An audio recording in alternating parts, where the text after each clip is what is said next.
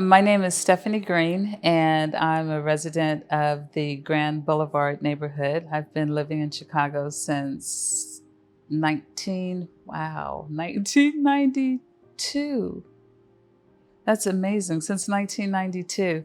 Um, I love the city of Chicago. I moved here from Atlanta and did not think that I would be here as long as I'd be here. But the more I got to know the city, the more I knew that this is where I wanted my home to be. I've lived in the South Side, on the South Side for as long as I've been in Chicago, and I do consider Chicago my home, and consider myself to be of Chicago. I have a practice, real estate law practice, that is focused at the intersection of the creative arts and real estate. And so that would be a lot of creative placemaking type projects, whether it's acquisition of performance space or exhibition space or housing for artists or just typical low income housing, tax credit deals. That is the work that I do, and it has caused me to be involved in communities and with community organizations in ways that I hadn't expected when I started law school. And particularly with the infusion of creative arts and being able to influence my clients to maybe incorporate some of that in their projects and use it as a catalyst for community development. So that's pretty much me professionally. I've been doing this work since 1997. When I started my practice, it was sort of a continuing process of becoming a mother. At 50, I adopted a 7-week-old girl.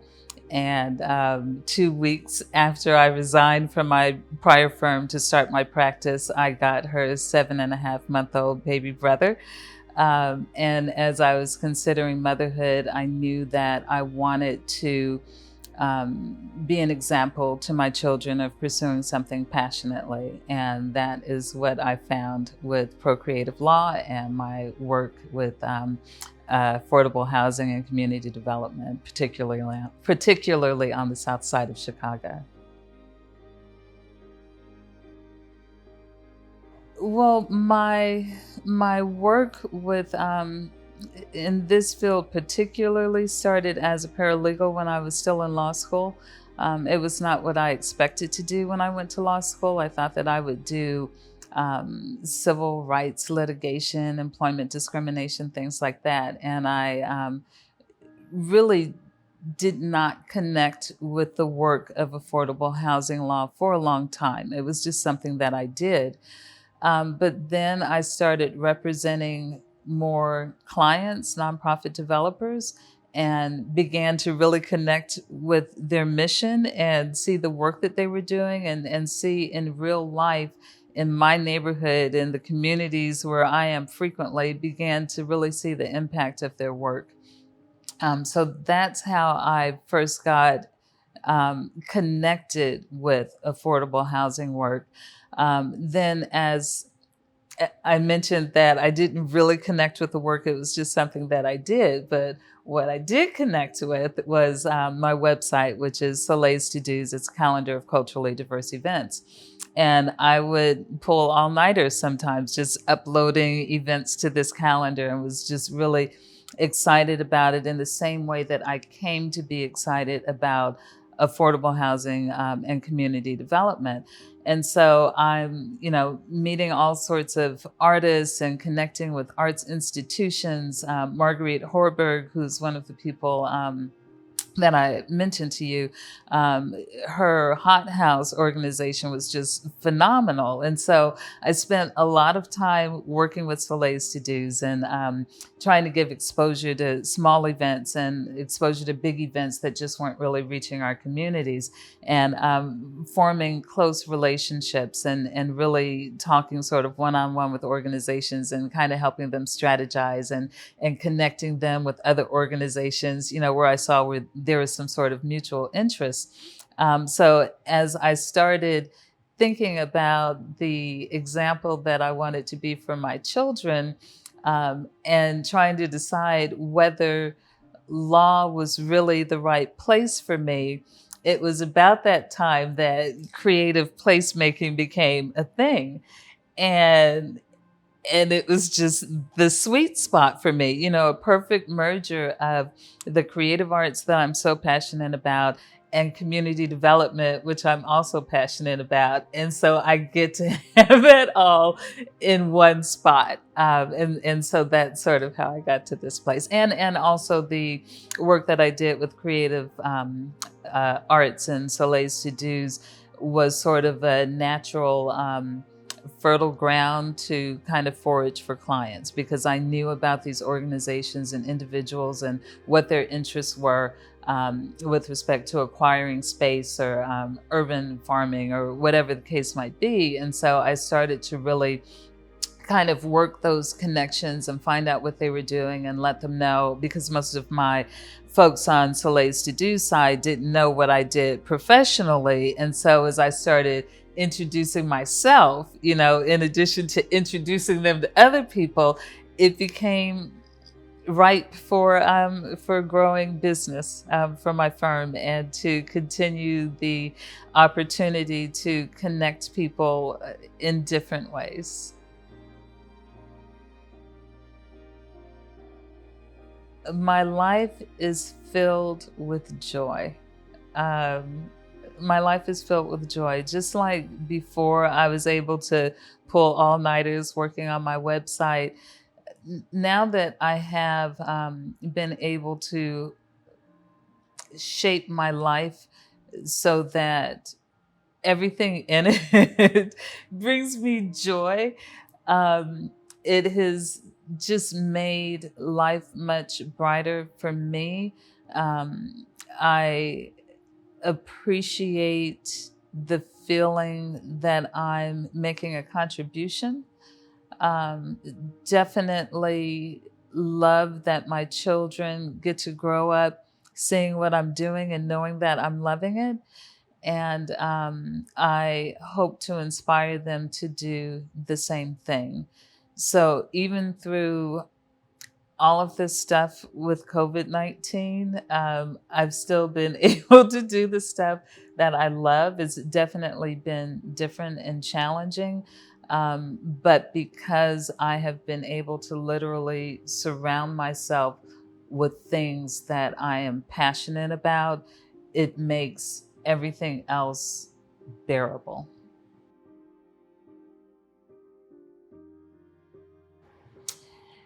You know what? This isn't really a project, but it's more reflective of a state of mind.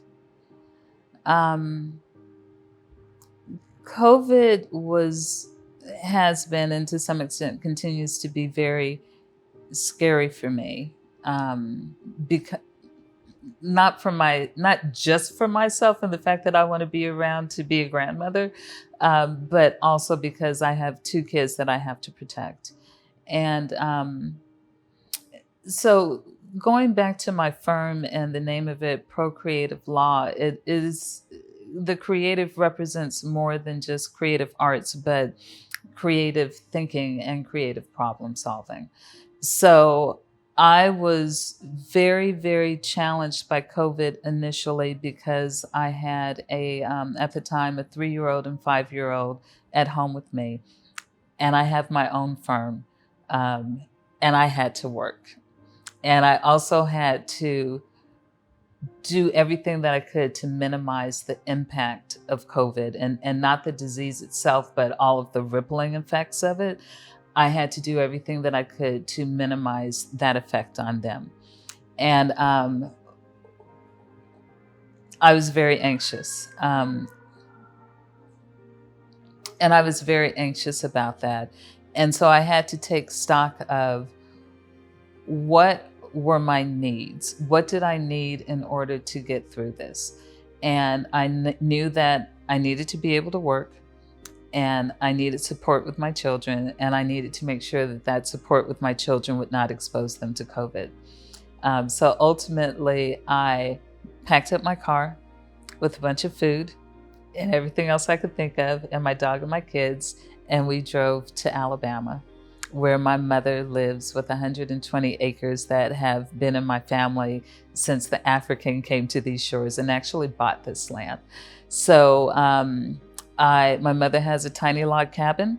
My sister, who is a year and a half older, met us there with her daughter, who is 2 years older than my oldest child. And we lived on my mother's land for about 7 months.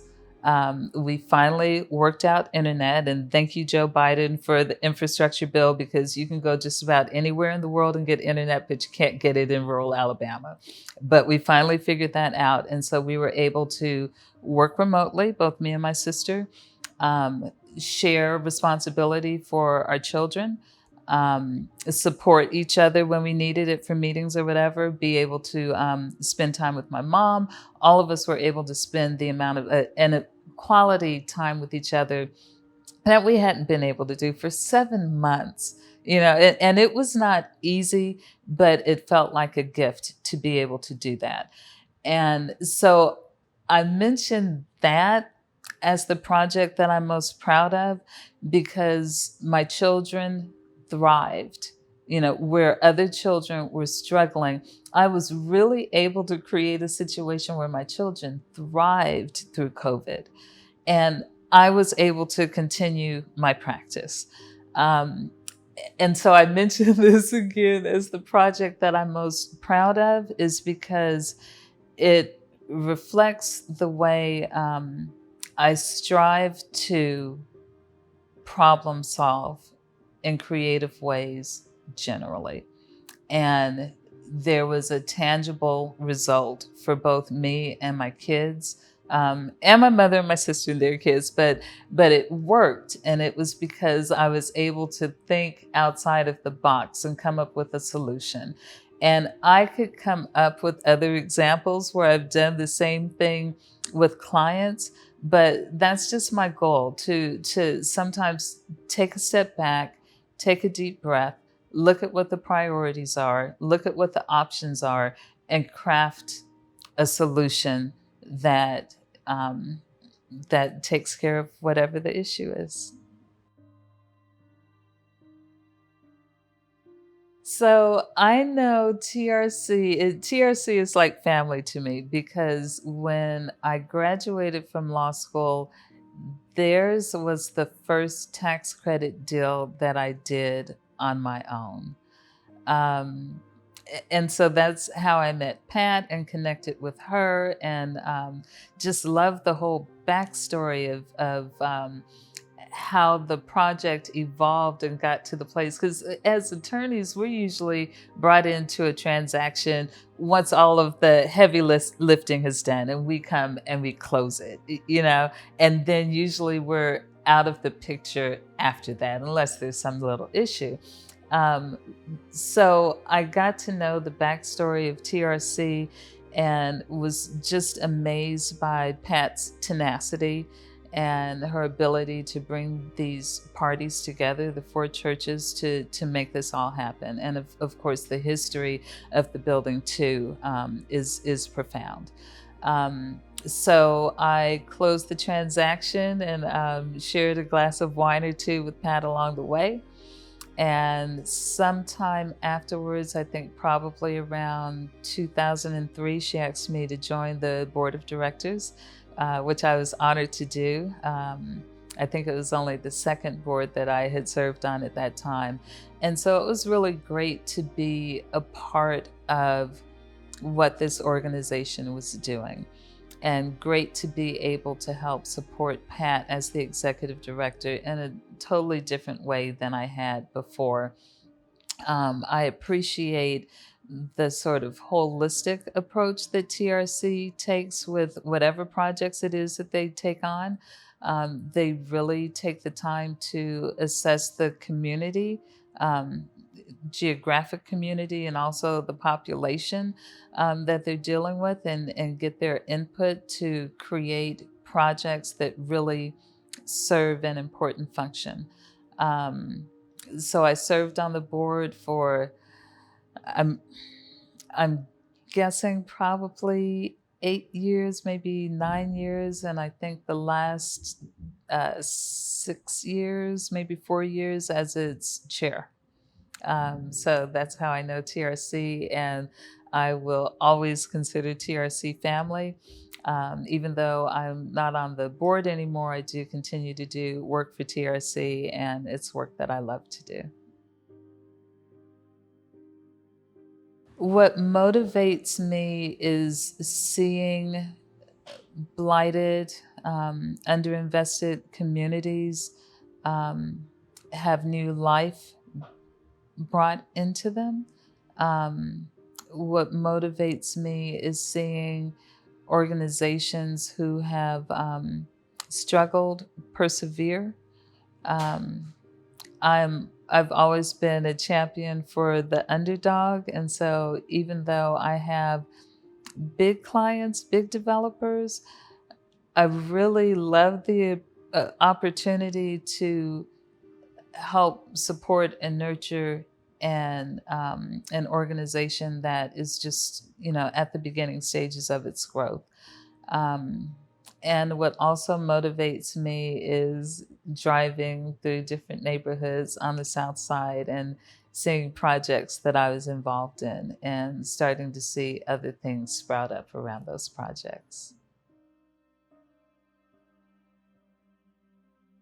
I think that incubators, I don't know that there could be too much of that. I think that they should be liberally populated through different communities because there's so many people who are aspiring entrepreneurs, whether it's a creative entrepreneur or tech, whatever it might be. Um, and I think that as a result of COVID and people being laid off or being at home and rediscovering themselves and rediscovering passions, I think that there's a good opportunity for more projects of that nature to give people an opportunity to really expand whatever it is their entrepreneurial idea is.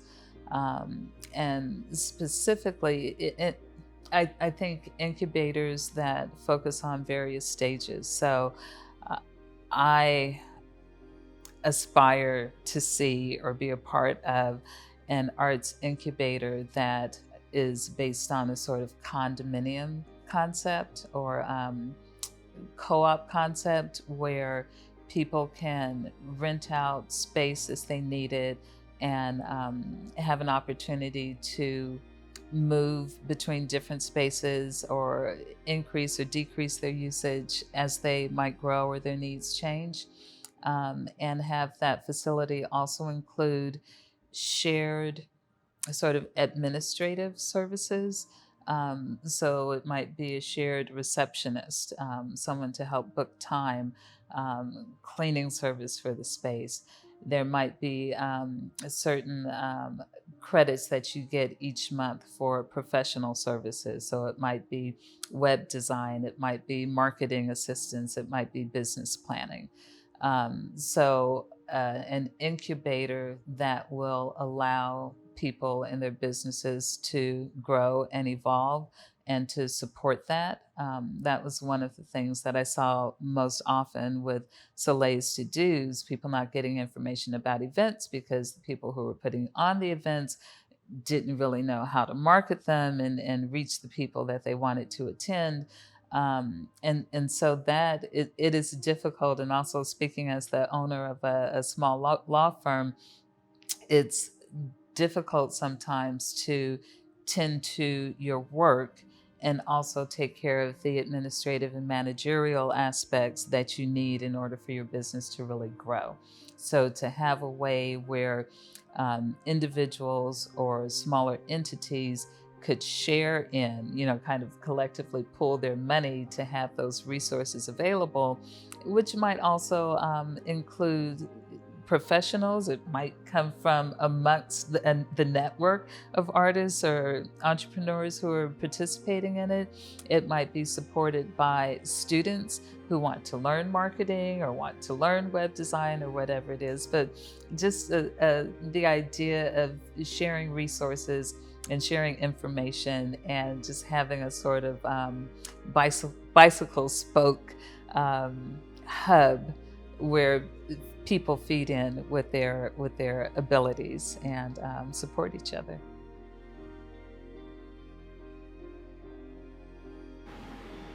I hope that I am remembered as a person who was sincere and who really cared and who made a commitment to serve the community, and to bring people together to facilitate our own work in developing our own communities.